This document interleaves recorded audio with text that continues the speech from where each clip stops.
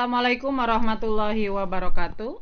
Alhamdulillahirrabbilalamin, kita berjumpa kembali dalam kegiatan belajar melalui video pembelajaran.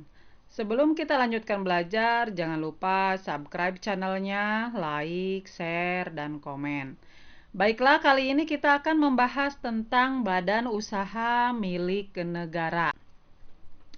Badan usaha milik negara adalah badan usaha yang seluruh atau sebagian besar modalnya dimiliki oleh negara melalui penyertaan secara langsung yang berasal dari kekayaan negara yang disahkan.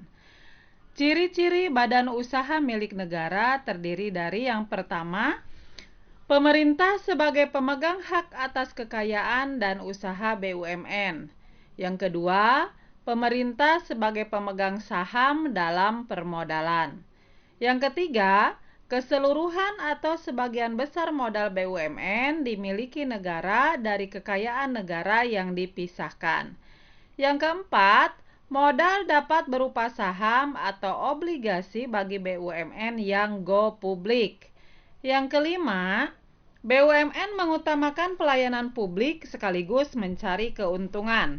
Yang keenam, pengawasan kegiatan usaha BUMN dilakukan oleh lembaga negara yang berwenang.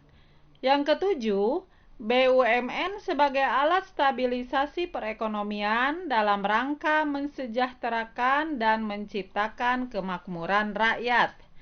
Yang kedelapan, BUMN sebagai sumber pemasukan negara melalui setoran keuntungan dan pajak. Kemudian, BUMN dapat menghimpun dana dari pihak lain, baik bank maupun lembaga keuangan bukan bank. Selanjutnya, direksi bertanggung jawab penuh atas pengelolaan usahanya dan mewakili BUMN di luar pengadilan.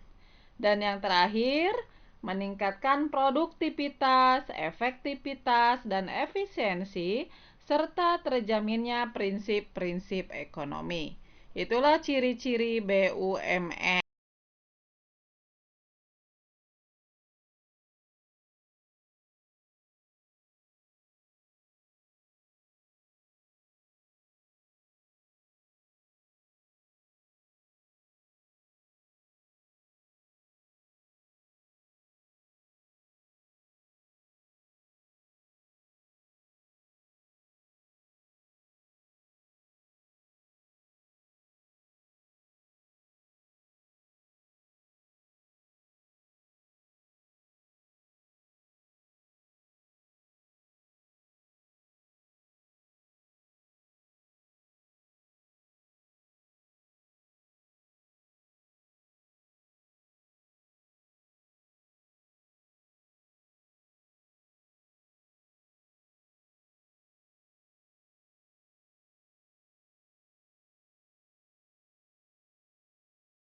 Selanjutnya kita lihat bentuk-bentuk BUMN.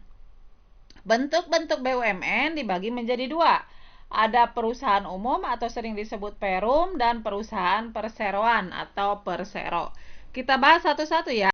Kita lihat yang pertama adalah ciri-ciri perusahaan umum. Ciri-cirinya yang pertama melayani kepentingan umum. Yang kedua umumnya bergerak di bidang jasa vital atau public utility. Yang ketiga dibenarkan memupuk keuntungan. Yang keempat berstatus badan hukum. Yang kelima mempunyai nama dan kekayaan sendiri serta kebebasan bergerak seperti perusahaan swasta. Yang keenam, hubungan hukumnya diatur secara hubungan hukum perdata. Selanjutnya, modal seluruhnya dimiliki oleh negara dan kekayaan negara yang dipisahkan. Dipimpin oleh seorang direksi, pegawainya adalah pegawai perusahaan negara. Dan yang terakhir, laporan tahunan perusahaan disampaikan kepada pemerintah. Itulah ciri-ciri perusahaan umum. Selanjutnya kita lihat kelebihan perusahaan umum atau perum. Pertama, menangani bidang-bidang usaha yang penting. Kemudian yang kedua adalah bertujuan memberikan pelayanan kepada masyarakat sekaligus mencari keuntungan. Keuntungan yang didapat digunakan lagi sebagai dana pembangunan. Yang ketiga, seluruh modalnya milik pemerintah, baik pusat atau daerah. Dibanding Perjan, Perum bekerja lebih efisien karena selain memberi pelayanan kepada masyarakat, juga dituntut untuk meraih laba atau keuntungan. Dan yang terakhir, dengan status pegawai perusahaan negara atau daerah, budaya kerja di Perum umumnya lebih baik dibandingkan Perjan. Oke, selanjutnya kita lihat kelemahan Perum atau perusahaan umum. Pertama, kelemahannya adalah masih terjadi pemborosan atau inefisiensi karena tidak adanya perusahaan saingan. Yang kedua, tingkat produktivitas pegawai umumnya masih di bawah pegawai perseroan atau PT.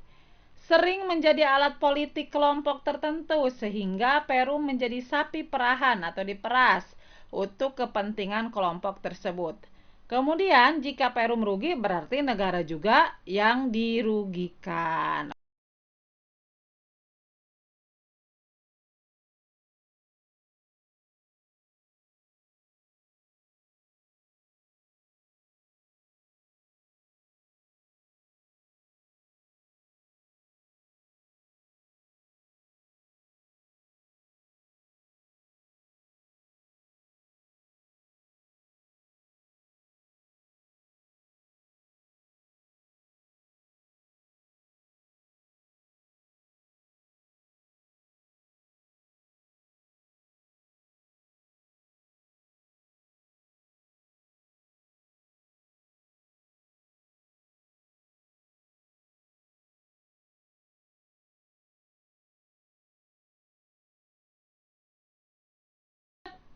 Kita lihat kelebihan dari perusahaan perseroan.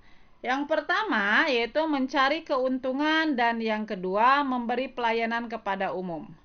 Kemudian modal pendiriannya berasal dari sebagian atau seluruhnya dari kekayaan negara yang dipisahkan berupa saham-saham.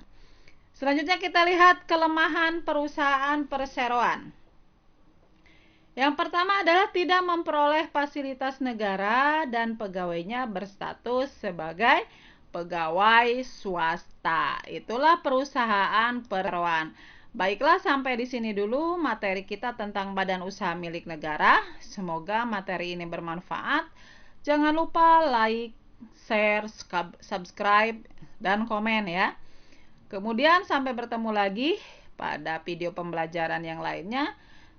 Jangan lupa jaga kesehatan, tetap jaga imun tubuh agar bagus, istirahat yang cukup, makan yang sehat. Sampai ketemu lagi di lain waktu. Assalamualaikum warahmatullahi wabarakatuh. Bye-bye.